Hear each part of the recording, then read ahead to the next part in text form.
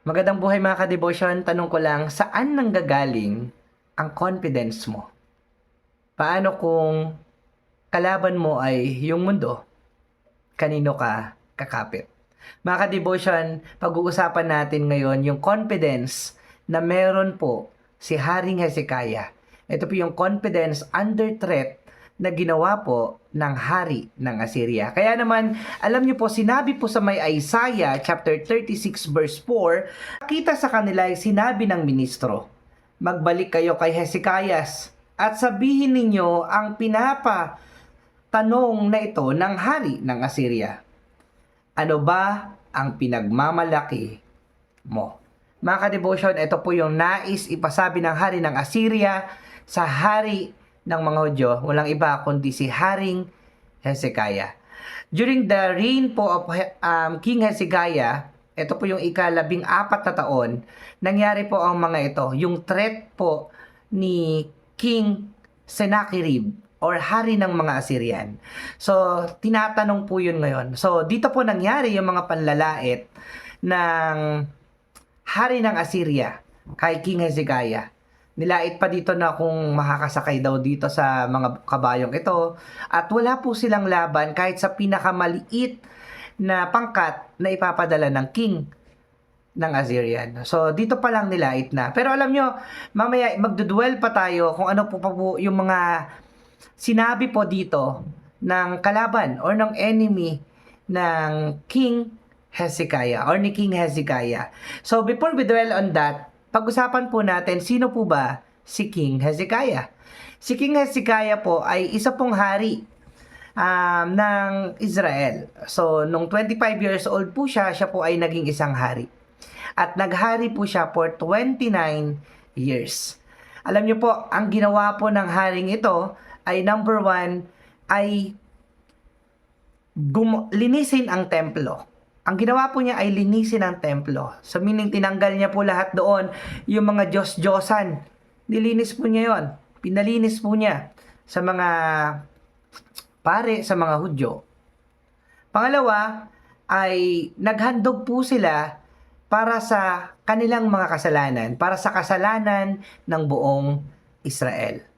Alam niyo po, ito po yung time na si King Hezekiah ay gusto nilang manumbalik sa Panginoon at gawin nila yung nararapat na ginawa ng Haring David noon pa man. Dito naglagay po sila ng mga manunugtog para kay Yahweh.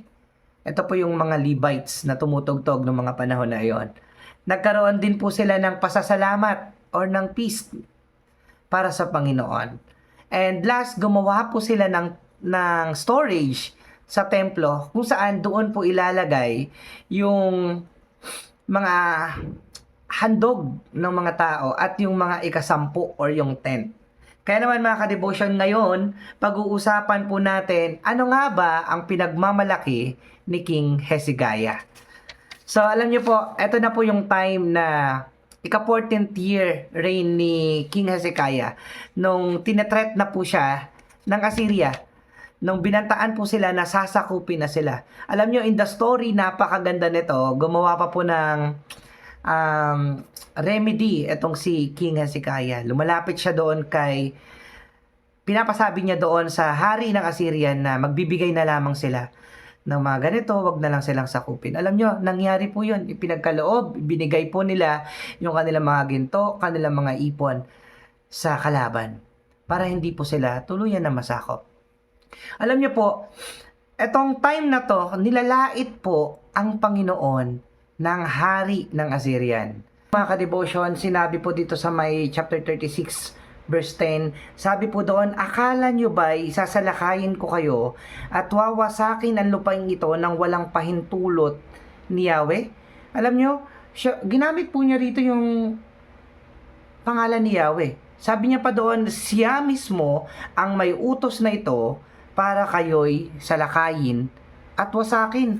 Grabe, 'di ba? Ginamit po dito yung pangalan ni Yahweh para takutin ang mga Hudyo na wala na silang dapat kapitan pa. Alam niyo po, binanggit pa rin po sa mga ibang verse, sabi doon, huwag kayong maniwala sa sinasabi ni Hezekiah dahil wala pong mangyayari at hindi kayo maililigtas ng mga sinasabi na to. Alam niyo po, sinabi pa doon na yung mga sinakop ng Assyrian noon, yung Arpad at yung Hamat, hindi po nanalo against them. Pati po yung mga Serpabim, yung mga ganon, hindi daw po nanalo. Ikinumpara pa nga etong si Yahweh sa mga Diyos-Diyosan na ito. Mga kadebosyon, ganyan po nilait ng hari ng Assyria ng ating Panginoon. Kaya naman mga kadebosyon, dito makikita natin kung paano nga ba nilait nitong hari na ito si Yahweh, ang ating Diyos na tagapagligtas. Mga kadebosyon, dito makikita natin kung ano nga ba yung kinahinatnan ni King Sennacherib. Alam niyo pa po, marami pa pong mga sinabi dito sa verse na to. Pag binasa po natin yan, beginning from Isaiah chapter 36 hanggang 38, mapapansin niyo po yung kabutihan ng Panginoon sa Israelites kay King Hezekiah. Grabe po yung nangyari dito. Ano nga po ba yung pinanghahawakan ni King Hezekiah? Number 1, ang salita ng Panginoon. Alam niyo po, to cut the long story short, nung bumalik po yung mga tao ni Hezekiah, sinabi sa kanya yung nais ipatanong ng hari ng Assyrian. Pinunit po ni King Hezekiah ang kanyang mga damit. Nagsuot sila ng panluksa at tinipon yung mga tao at sinabi nila doon na ganito na yung mangyayari. Pero nung narinig po ito ni Isaiah, sinabi sa kanila, sinabi ng Panginoon through prophet Isaiah kay King Hezekiah na huwag po silang matakot. Alam niyo, sa pagbabasa ko, yung meaning doon ng huwag matakot sa Hebrew ay Al-Tira. Ayan. Grabe na pangalan ka pa. Al-Tira. No, so meaning sinabi doon, do not fear. Kaya naman po mga kadebosyon, sa panahon natin ngayon, kung tayo po ay dadanas ng mga atake mula sa kalaban, mga feeling natin hindi na tayo mananalo, huwag po tayong matakot. Sinabi ng Panginoon, huwag kang matakot. Alam niyo po, yung kasunod na verse noon, sabi doon ng Panginoon, pangako niya, maglalagay ako doon ng panlito. At para hindi na siya manakop. Sinabi pa po sa may chapter 37, at mababasa na natin yun from verse 33 hanggang 37.